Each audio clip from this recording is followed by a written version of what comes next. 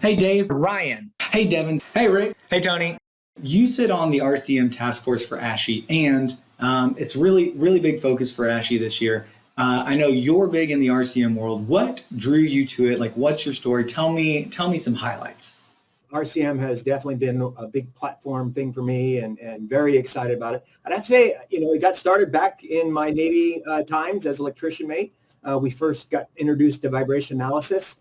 And from there, it's really been my networking and mentoring that I've had. Tom Skipper, when I came to healthcare, Tom Skipper brought in Bill Steele to do a week-long program on reliability center maintenance, which really kind of got me hungry about it and looking at it, but it was a lot of predictive condition-based monitoring stuff. And then I think it was 2015 that I went to a seminar that Terrence O'Hanlon put on from Reliability Web. And at that seminar, I got to sit right next to Anthony Mack Smith, who's a pioneer in the industry. And that really has propelled me and opened my eyes to just the huge potential that healthcare has as we dive into implementing reliability center maintenance. What got me hooked is really a focus on reliability, allows us to migrate away from or abandon that just in case calendar-based maintenance strategy and really migrate towards, adding value to our patients, our staff, our visitors. And we do that by reducing failures. In this pandemic has only amplified the challenges. And then, in the end, we're asked to do more with less. I just need you to do more with less. And what it comes down to is, the reality is we're doing less with less. And so when we're going to do less, we need to be very strategic about what we're going to do less of. And it's those activities that don't add value or what are referred to as waste. Reliability and reliability center maintenance allows us to provide that framework. RTM's been a passion for me for many years. And, to kind of just cut to the chase, I think the opportunity with RCM, the efficiencies that you can gain, not only on the people and operational side, but the technology side, understanding what to do, when to do it, and why to do it, and answering all those questions. In healthcare, for so many years, we've just been so reactive. We're good at that. We're really good at being reactive and putting out fires all day long. But wouldn't it be nice if we could be more proactive in doing what we needed to do and having receiving information in a different way, having better processes and procedures to be able to do things differently? And I think, now's the time. For starters, I need to admit that we don't have RCM implemented at our facility.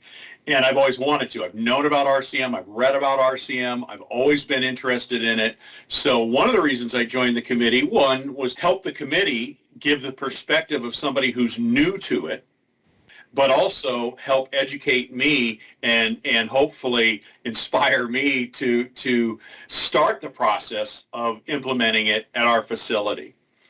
But at its core, to me, it's about continuous improvement. I am a big believer in continuous improvement. And so if you're looking at your maintenance program, you start with preventive maintenance. Hopefully you progress to some form of predictive maintenance or condition-based maintenance. And then the next logical step up from that is a program like RCM.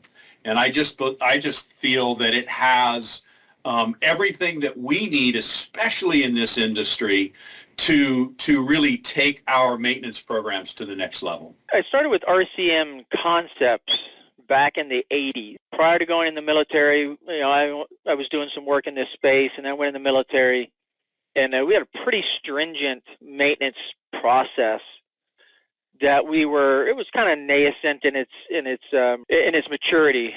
So we got started looking at, they tell us to do X. A good example is wheels, tires. These tires are hundreds of dollars a pop. We had to replace them. We had to fill them up with a certain number of PSI, as you're probably aware of.